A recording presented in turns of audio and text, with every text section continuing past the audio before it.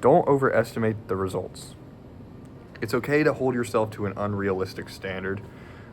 Being as young as I am, being only 19, that's something that I find myself doing a lot, where I'll put myself kind of into such a big pair of shoes where I think that I need to fill it out incredibly quickly, but I still have so much to learn. And so it's really difficult for me to kind of almost underestimate myself to the point where I don't expect anything in return. And I find myself doing this within school. I find myself doing this within work. I find myself doing it within this. As of recording this, I have 15 subscribers on YouTube, which doesn't seem like a lot. And it really isn't.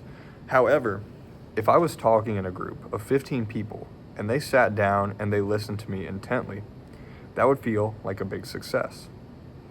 So why am I holding myself to this unreal numbers game where I think that I just have to get, thousands and thousands of people to want to listen to me? Because that's not how life works. You see, the more that you talk, the more that you relate to people, the more that you provide some value to people, the more people that are going to want to listen to you. And that can be true in all things. I'm just using this as in my specific circumstance. But even in, work, I hold myself to an unrealistic standard where it's like I have to do everything perfect. But nobody's perfect. Everybody's going to make mistakes. And that's just something that I have to accept. So by holding myself to a lower standard, or not like a lower standard, but, not feeling like a total failure if I don't hit perfection, it really relieves a lot of stress of the mind. You see, I don't know exactly where I'm going to be in 10 years. I don't know where I'm going to be in 5 years. I don't know where I'm going to be in 1 year, even in a couple months. So why should I expect to just have everything figured out? Why do I think that I just need to be this all-knowing, guy that can just, do all of these incredible things without going through the trenches, without working my way up? You see, results come with time, a lot of effort, and a lot of consistency. Sophomore year of high school, I was 95 pounds, 5'9", extremely underweight. And I got into the gym, but I was pretty inconsistent with it, so I didn't really grow too much. Obviously, I had another growth spurt, so I grew probably 20 pounds, and I was maybe 115. But getting into the gym and then having my diet consistent helped me shoot up to where I am now, which is 160, and now I have to consistently hit my goals every single day to maintain weight.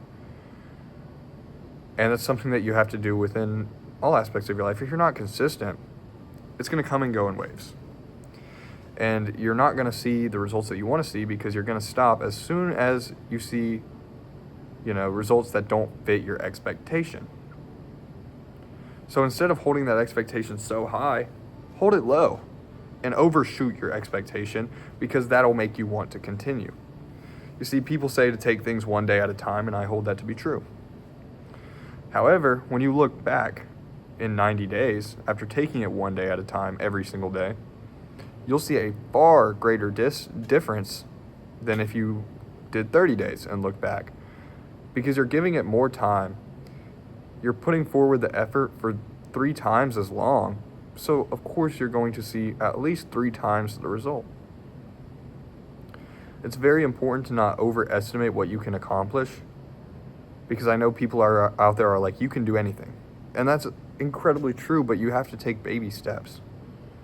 Because you can't get to point B without departing from point A. You can't expect to make it somewhere to your destination without committing to the drive, without committing to the travel time. People say it's not about the destination, it's about the journey.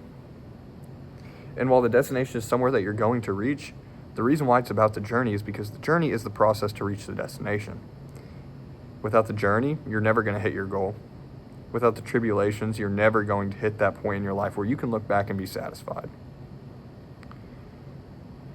If you don't contribute daily to your goal, you're going to put it off another day. Oh, I'll do it tomorrow. That's another day gone. Oh, I'll do it the next day. Another day gone. Because it starts daily. And when you look back over a long period of time, you'll see that every day It was like putting a brick onto a house. It's like building up this house. You can't build up a house with 20 bricks, right? You can build up a whole wall with 365 bricks. And that's a lot more. And then you'll look back and you'll be like, wow, I built that foundation. I built those walls. I built my life to how I wanted it to be. It's incredibly frustrating sometimes when you overshoot yourself.